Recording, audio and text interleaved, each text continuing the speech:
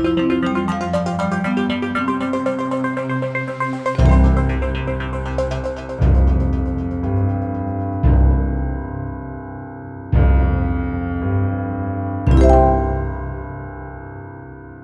those of you that I haven't met, my name is Sharon Robertson, Executive Director at BetAssess. I'm very pleased to have the opportunity to introduce our first speaker for today. Francisco Marmolejo is the World Bank's lead of Global Solutions Group in tertiary education.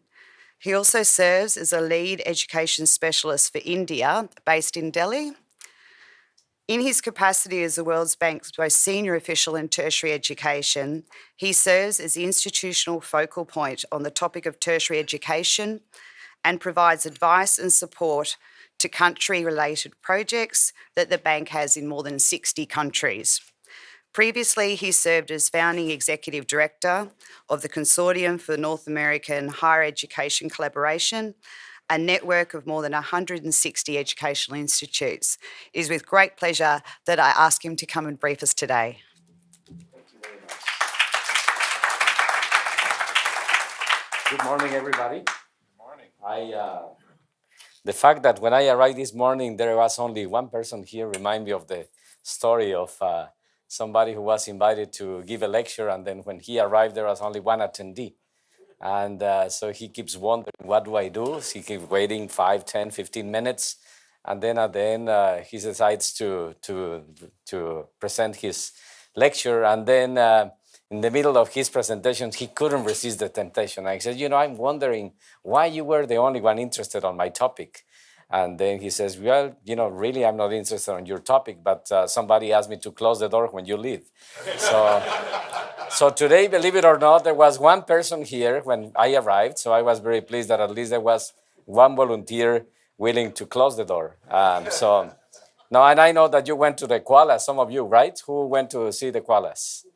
And who was sleeping, the koalas or because it was 7 a.m., right, Victoriana? That was pretty bad. Okay, good. So anyways, without further introduction, I'd like to talk about when Victoriano and Herman invited me to participate, they asked me to talk a little bit about the global trends in higher education. We refer to that, as you know, in the World Bank as tertiary education, because we use the very comprehensive term of all the post-secondary institutions. And then just to elaborate a little bit on the need to build effective partnerships. So the good news is that the current environment globally basically signals that it is a fertile land for more and more effective higher education. So that's, in my opinion, a good news. The challenging news, however, is that we don't know, in this age of uncertainty, how the dramatic social, economic, political, and technological shift is going to be impacting the future landscape of higher education. And the little bit more disturbing trend is that sometimes it looks like not a lot of people care about it.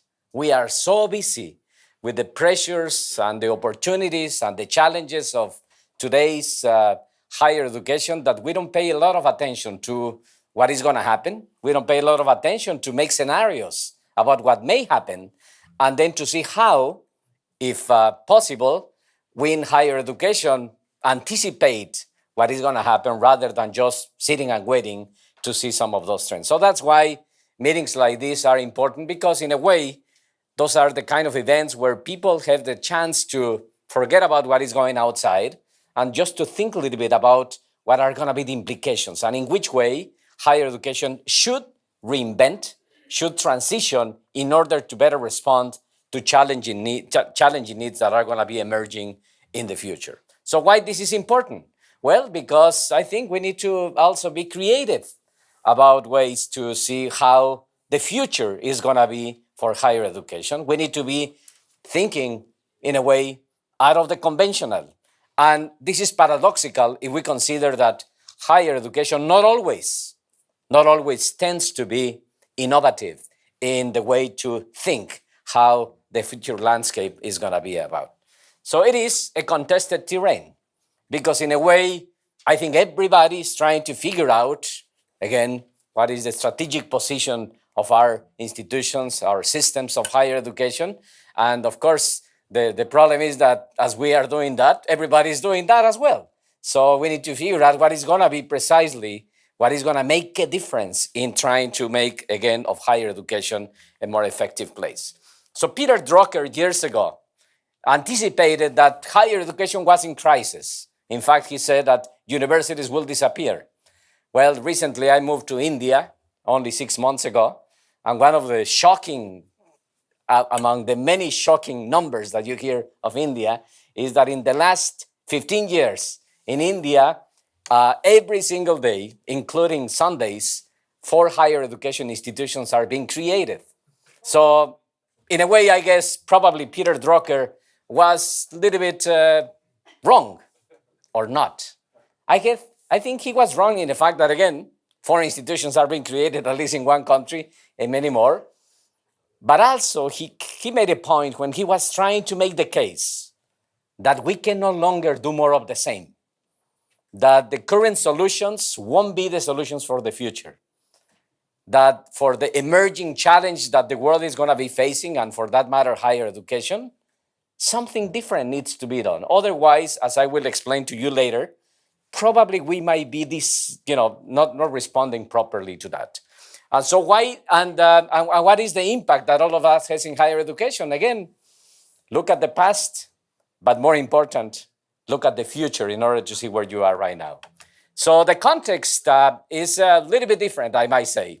And I'd like to talk a little bit about that, even beyond higher education, beyond the ivory tower of higher education, trying for us to see what is happening outside and in which way that is going to be impacting higher education. So just by taking a look to recent years, it looks like the world has changed. At least I can tell you on the 50 years that I can report to you. I'm 56 years old, so I remember more or less when I was 4 years old. So I can tell you that at least in that period of time, the world has changed. I recently visited my parents in my hometown in Ojuelos, in Mexico, and this is where I learned geography of the world. And interestingly, I was taking a look recently to that picture, and I realized that when I was a kid, there were countries that didn't exist. And also there were countries that don't exist anymore. So at least geography of the world has changed. And I wonder if other elements of our society also have changed. And I wonder if higher education also has changed. So we live in a world which is increasingly interdependent.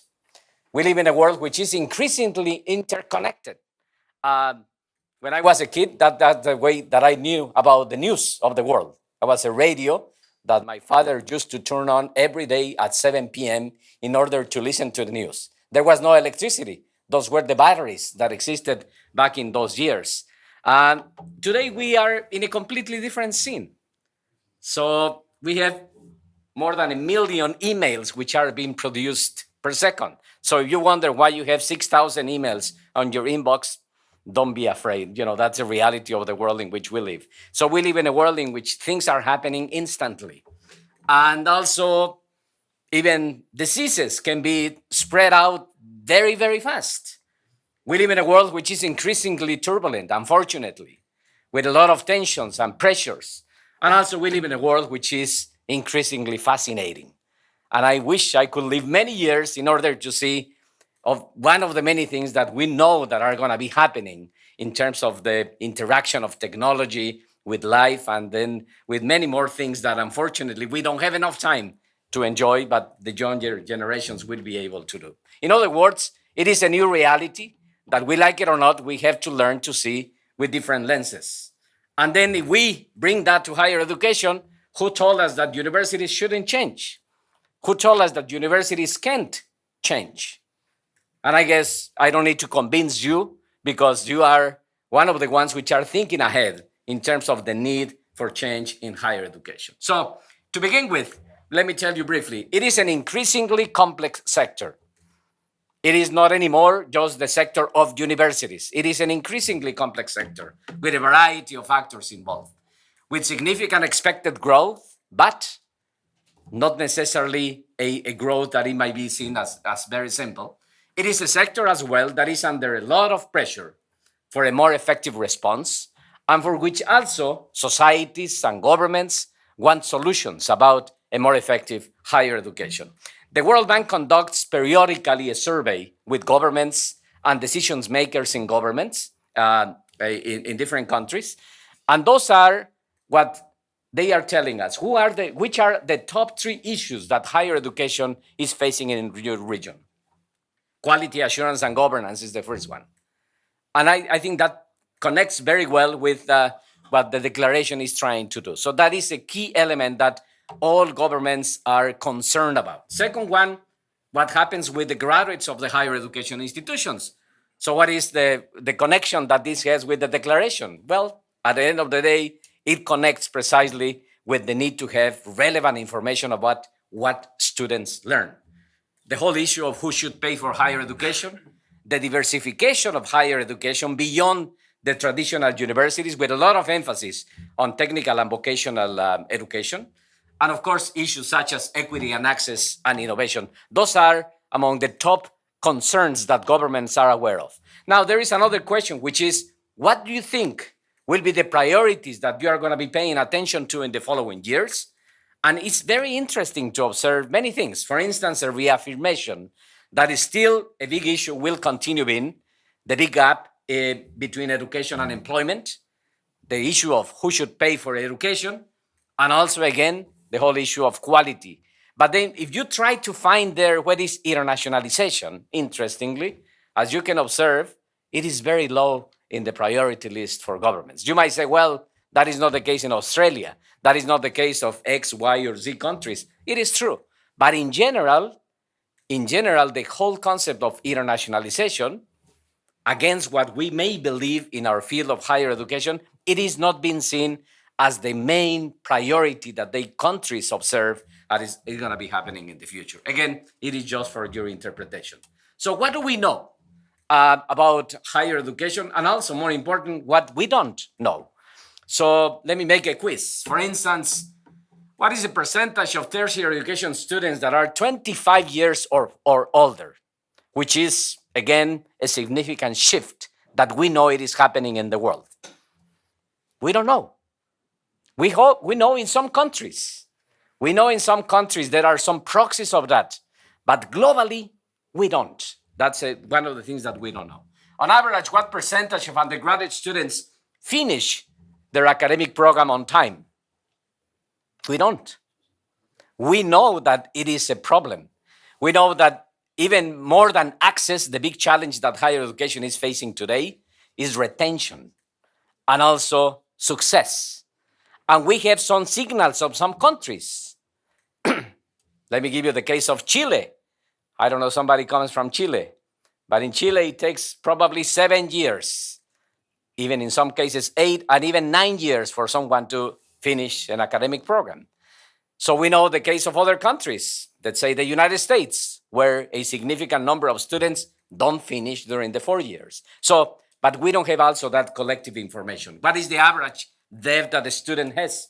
What is the percentage of graduates who have a job? What is the percentage of students who go abroad? We don't know. We have some proxies. Let's say, for instance, the case of students going abroad. Big dissonance between OECD and UNESCO, as you know.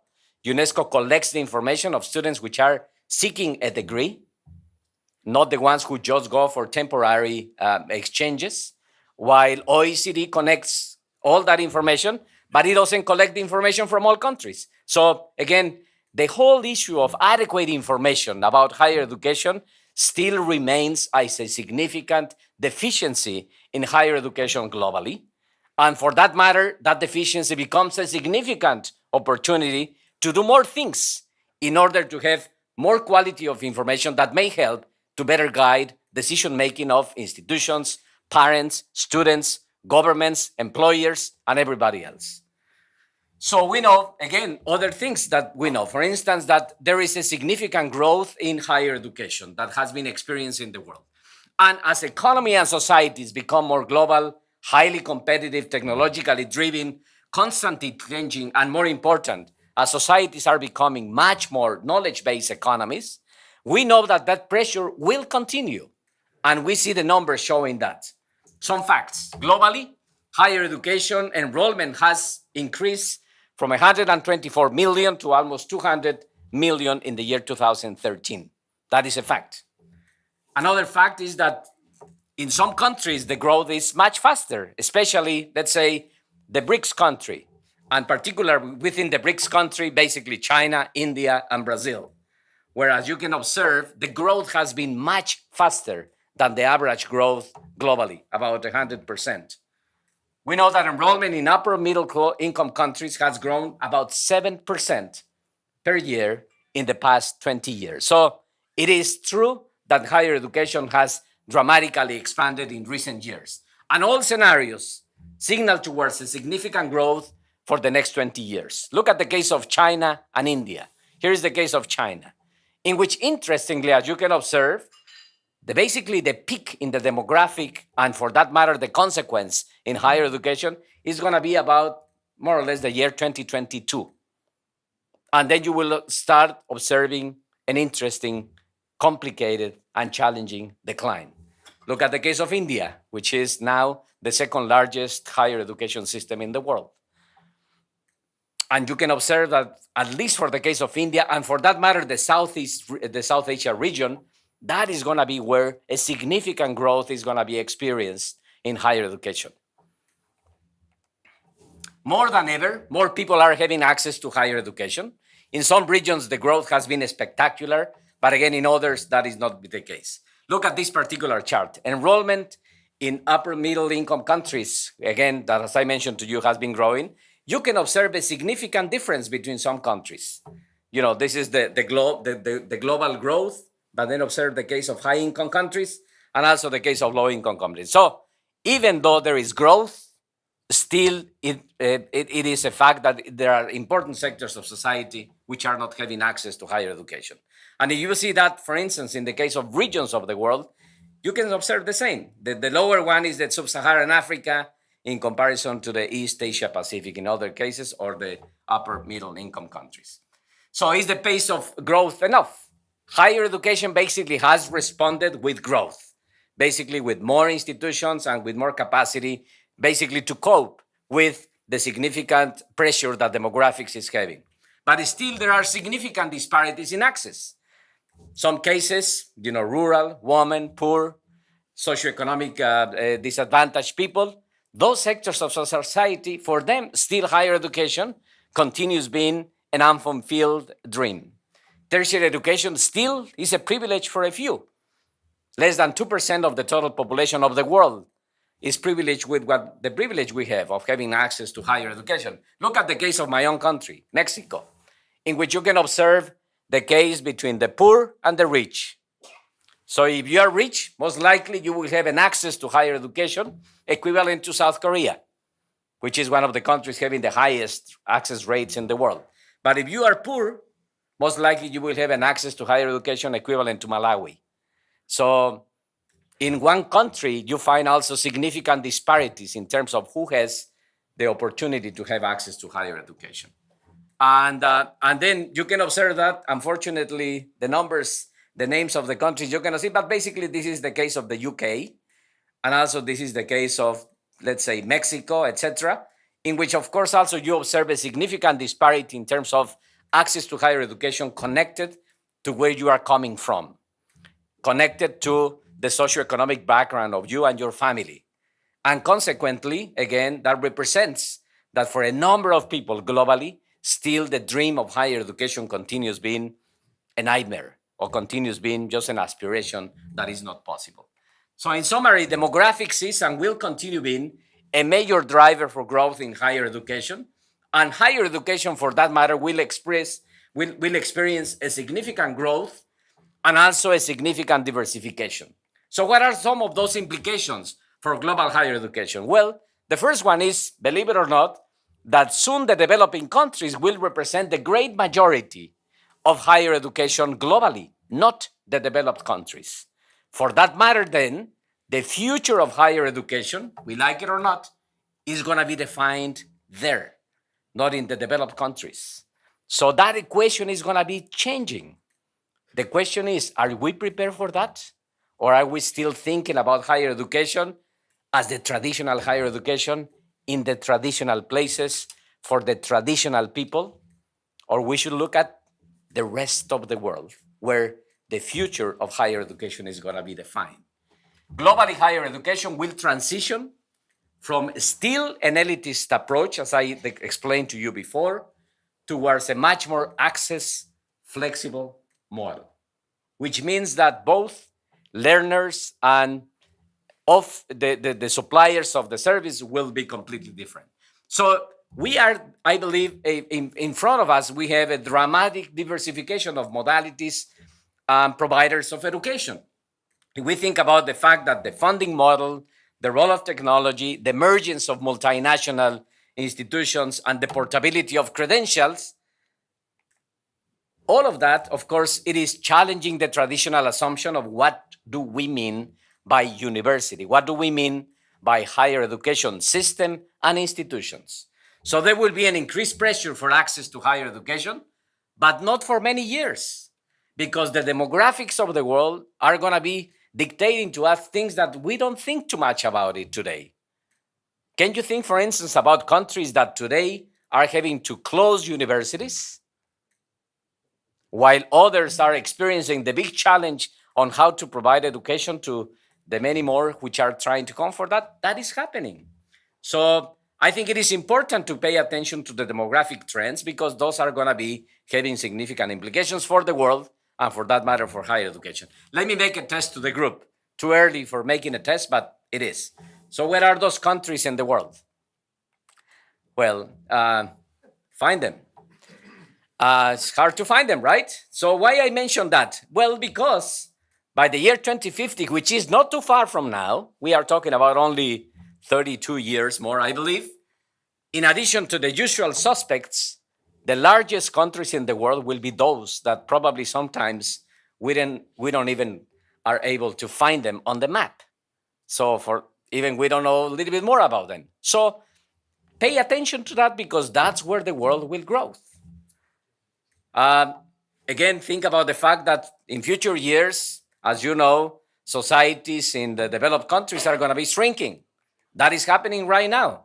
And that is going to be exacerbated in the future. Look at the most recent report from the World Bank showing that what is the, how the gap between the young people and the old people are going to be narrowing more and more and more. So do we have to think about higher education just in terms both of the traditional students in the traditional places, or about others who don't think too much, we don't think too much about them as potential students? So again, look at this chart in terms of where the world will grow. And it's going to be an interesting transition. Some countries decreasing in terms of their population, while entire regions of the world, in this particular case, Africa, which is going to be the largest growing sector of the global population. So, in other words, in some parts of the world, again, shrinking, while in others, it's going to be increasing. By the year 2030, 42% of the youth globally will live in Africa. Do we pay attention to what is happening in Africa? Probably not. I don't know how many delegates are here in this conference from Africa. One. And that's where higher education will grow. Yeah? So let me tell you about 3 cases: Italy, Japan, and Kenya. This is Italy. It's a picture that I took in Italy in the Rimini about 2 years ago. Who comes from Italy? Somebody told me that in Italy right now, the sales of diapers for adults are larger than the sales of diapers for kids. This is from the Washington Post. So do you think that has an implication for higher education? I don't think so. I think it will have. Look at the case of Japan, where it is expected that a larger segment of the population is going to be 65 years older, relatively soon as well. And again, look at the case of Kenya, where more than half of the country's population is under the age of 25. And by the year 2030, 2/3 of Kenyans are projected to fall into the 25 cohort.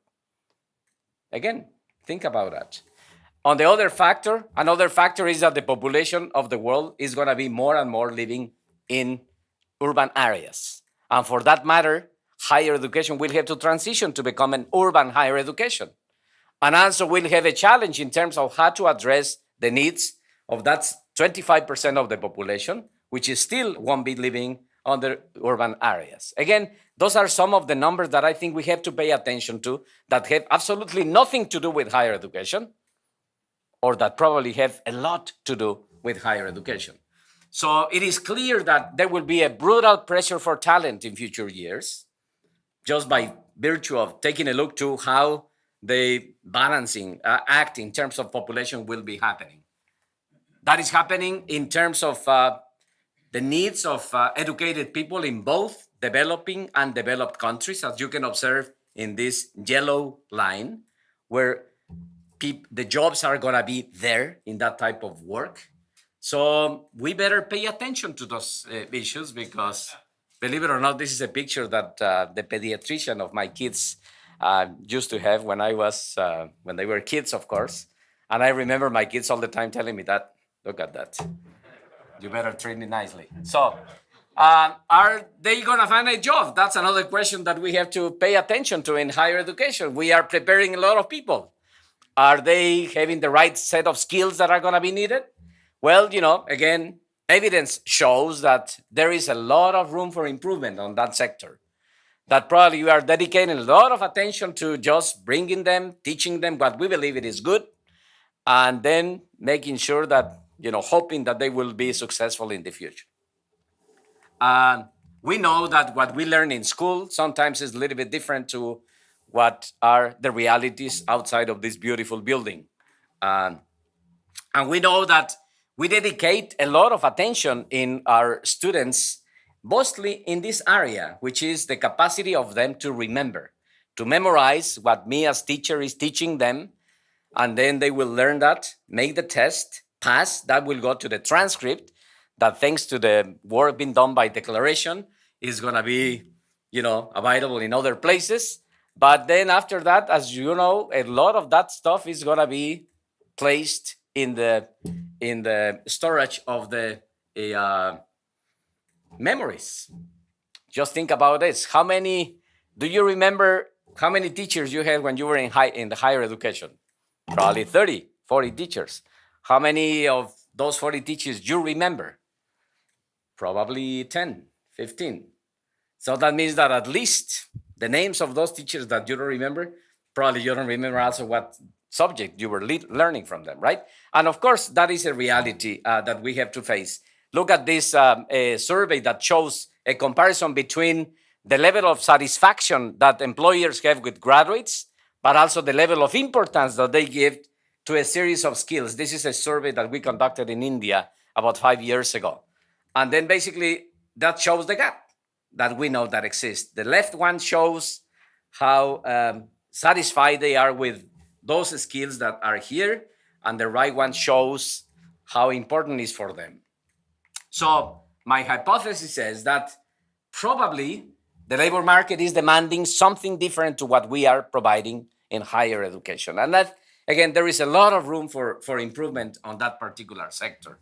We know that a lot of things are being learned by students outside of the classroom, and that those are subjects that we don't usually include in the traditional curriculum of our higher education institutions.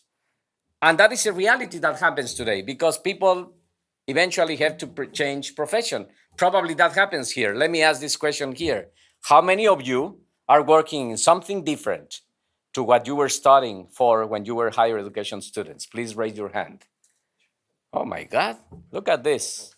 The great majority of you went to a university, studied an academic program, thinking that you were going to do A, and now you are working in B. So that means that all of you are failures in the system, because you are not working in what you were prepared for. You are not. I studied agribusiness. Think about that. Agribusiness has any connection with higher education? Probably not. So what happens? What happens to you is what happened outside. And we still are making a lot of effort in our institutions to train students in a very specifics of an activity, a profession, not thinking about the other elements that are going to be equally or probably more important as part of the preparation.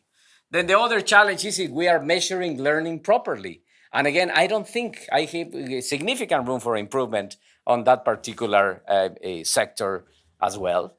So are they going to stay? Well, not all of them. Are today's realities that we live in mobile societies in which, interestingly, there is a significant mismatch of talent. On one way, you have people who need, graduates with adequate skills, and the other, you have people which are looking for a job. And again, for that matter, capacity of good information becomes a significant asset that for future higher education may be paying attention to. So there will be an increased migration of people in the world, despite all the rhetoric that exists today, and all the resistance that exists today, and all the politicians who want to take advantage of that. The reality of the world, just because the demographics is that there will be an increased migration. And of course, interest of countries is going to be about increased migration of adequate talent. And that's why we are seeing this shifting in the migration policies of many countries. And of course, there will be increased number of students going globally and considering part of their preparation going abroad.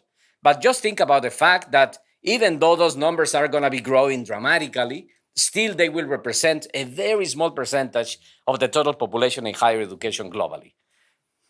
No more than 1%, probably 2% of higher education students are going to be experiencing international education abroad as part of their preparation. So still 98% of those students won't be enjoying that opportunity of going abroad. So the big challenge for our institutions is not only how to increase the numbers of the students who go abroad, but more important, how to provide a global dimension of the students that don't go abroad, but also that are going to be needing those skills in order to become future successful professionals.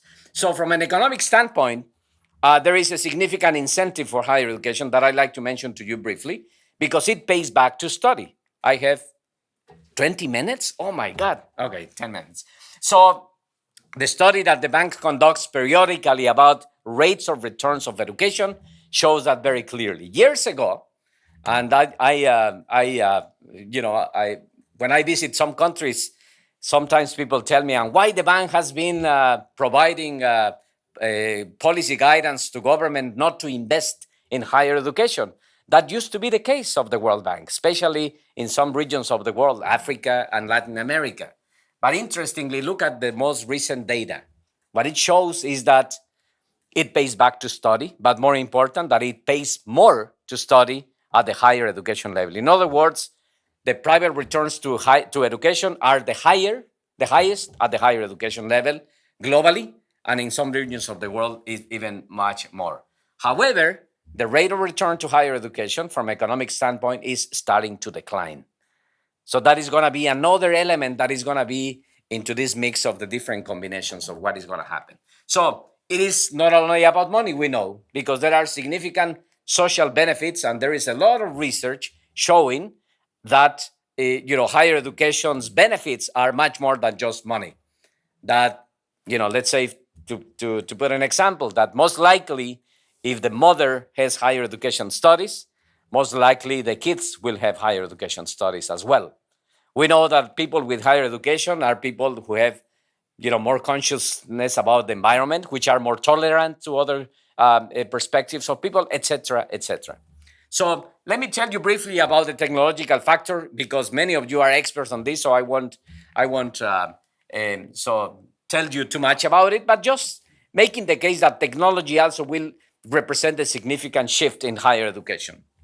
So it took 74 years for 50 million homes in the world to have access to a telephone, and only 4 years to have access to the internet.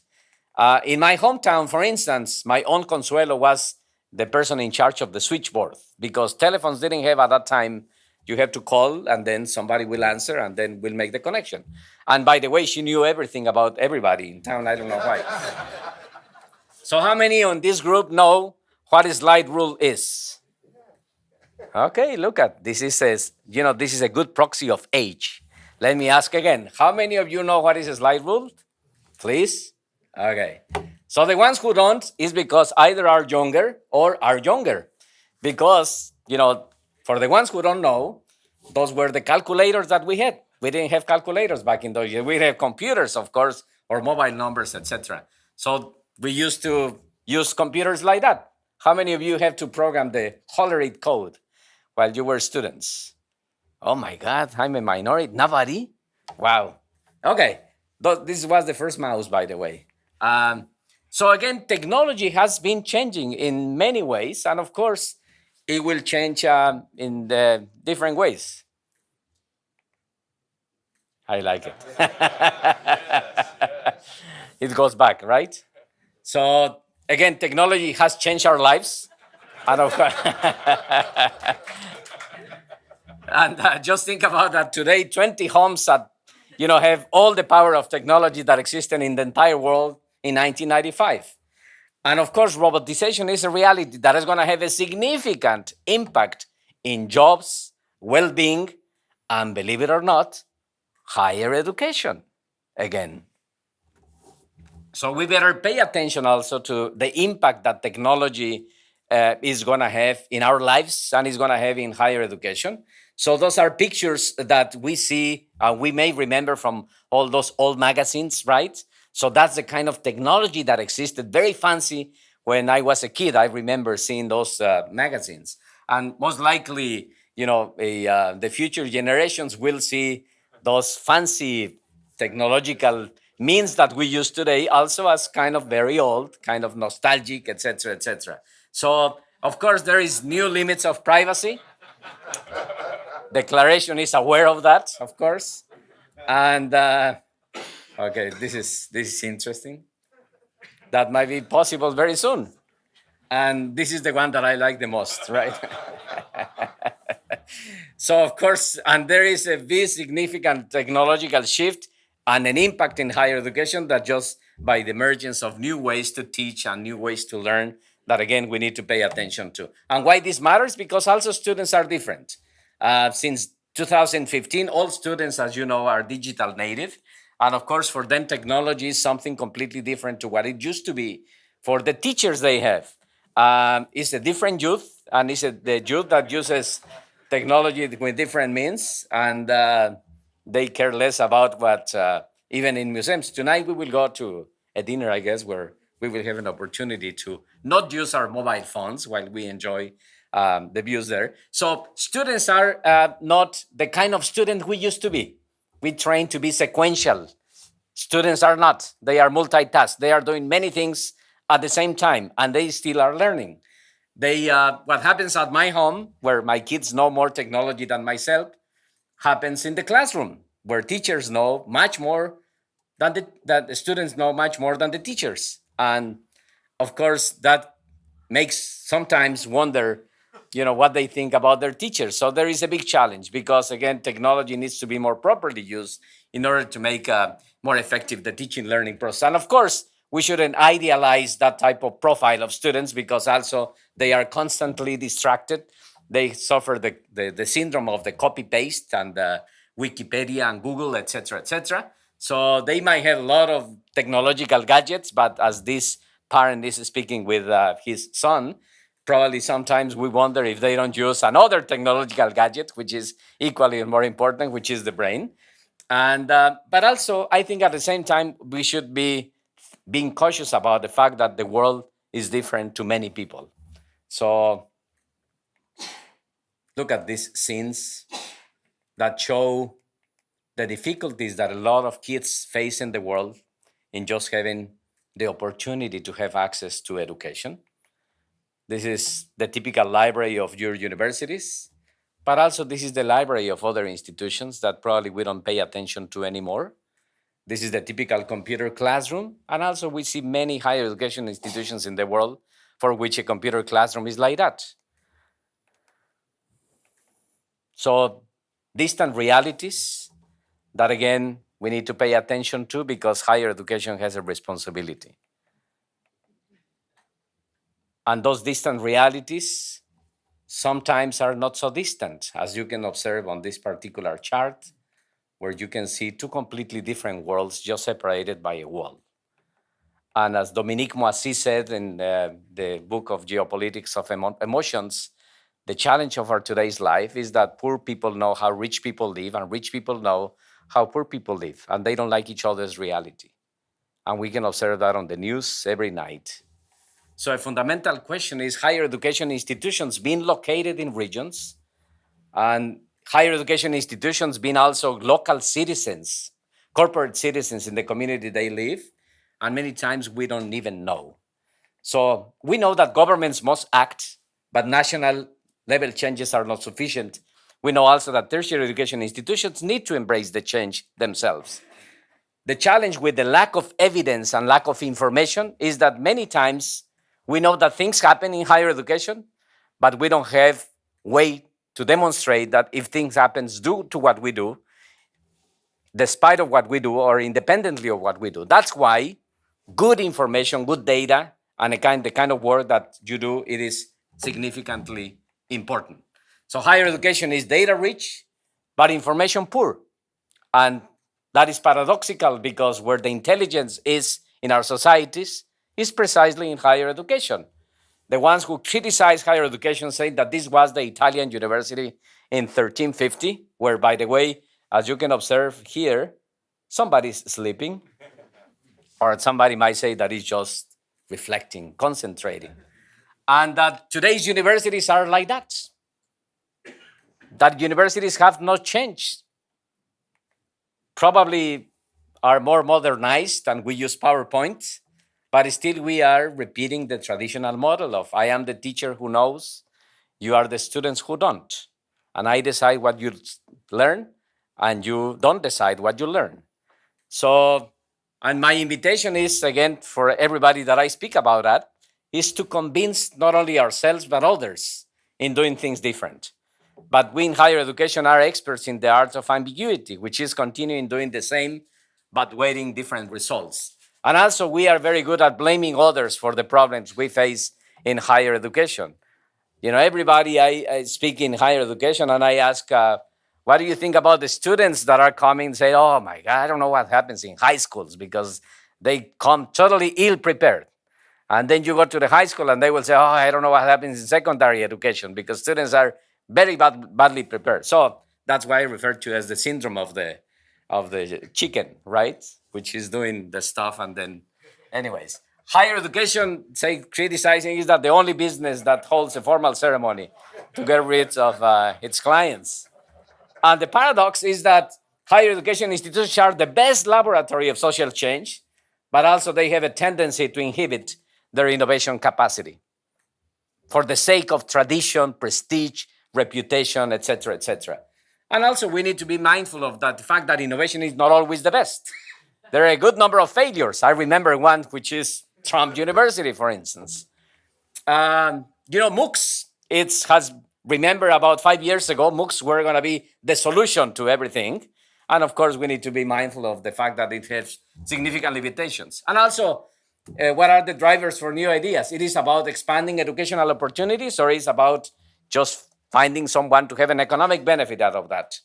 And also, do we have to destroy the old university system in order to reinvent a new one? I think those are some of the questions that we should be paying attention to. So the formula is very simple: more and better education, but the question is, what type of education? And I like to propose to you that professionals of the future will have to be what you are: individuals who have the capacity to adapt to different environments, to reinvent professionally, and to continue learning for the rest of their life. And you, when you think about the higher education institution of the future, should think about that professional, someone who will come to the institution, stay at the institution at different times, will leave, but eventually will be connected always with your institution. So you need to think about that. So the future will be based on the principle of adjustment, the capacity to adapt. Success will depend on that ability to adjust, to creatively develop or modify your skills and your knowledge. What these professions have in common, that they are crossing the disciplinary barriers. The one I like the most is this one: ethno-epidemiologist, musician. I don't know, it was, smoking something green, or I don't know what happened. Believe it or not, all of those are not professions of the future. All of those are professions of the present, of individuals like yourself the majority of the ones which are here, who have to reinvent yourself in order to continue surviving, striving, and being successful.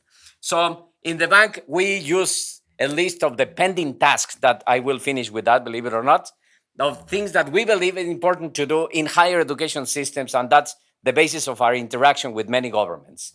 So we insist in the need to diversify options, but leveling the playing field. So we don't think that it is just about universities. There are different options in this diversified world. For sure, we will see diversified higher education. And what we need to make sure is that the proxies of quality are applicable to everybody, no matter what or regardless of what type of differentiated institution might be. Assuring that good quality of institutions, that is something that guides a lot of work that we do with a number of governments.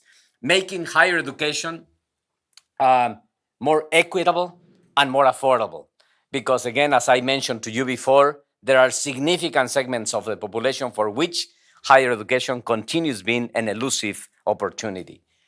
Targeting public resources toward programs that yield high social returns, using innovative approaches to retain students and ensure the employability of the graduates. I believe, as I mentioned before, that a significant challenge is equitable access to higher education, but a more than a challenging element is as assuring that retention of those students. Otherwise, access to higher education becomes a revolving door.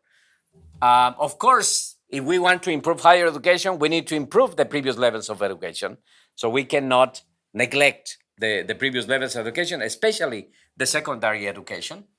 Increasing autonomy and cost efficiency of institutions and higher education systems. I will finish. Arming students with information so they can make adequate decisions. And of course, embracing competition and embracing in institutions the culture of evidence. And for many of those factors, the work that the declaration does becomes a significant synergy, because I can see that there are parts of what you are thinking about for which, again, the kind of collaboration that we are having and partnerships that we are having with many governments may be useful for. So we know that there is no magic formula, that it may work in one case, might not be the best solution in other cases. But I think it is important also these type of opportunities to learn from each other and for that matter, to better collaborate. Yesterday, someone was talking about the difference between the difference between doing something on their own or collaborating. I will venture that cooperation and collaboration are two different concepts. Cooperation is if I continue operating the way I do, and also I invite others to do the same. But collaboration is if we build something together. And that's what the invitation for all of you to think about in this, and then for the declaration to think about opportunities for collaborate. I think there are different ways to collaborate. We can collaborate this way or this way, or even you can collaborate this way. Believe it or not, the penguin is teaching the other penguin how to swim. And I know that everybody's contribution in collaboration is equally important. And for that, and again, I think it is important to recognize and to pay attention to that particular fact. I finish just with two quotes. Charles Darwin said years ago that it is not the strongest of the species that survive, nor the most intelligent, but the one that is more responsive to change. And I think higher education is particularly at that type of crossroads. I think it's those institutions who have the capacity to be more responsive to change are the ones which will be able to survive. And Paul Valéry also said many years ago that the trouble with our times is that the future is not what it used to be. Thank you very much for your patience and your time.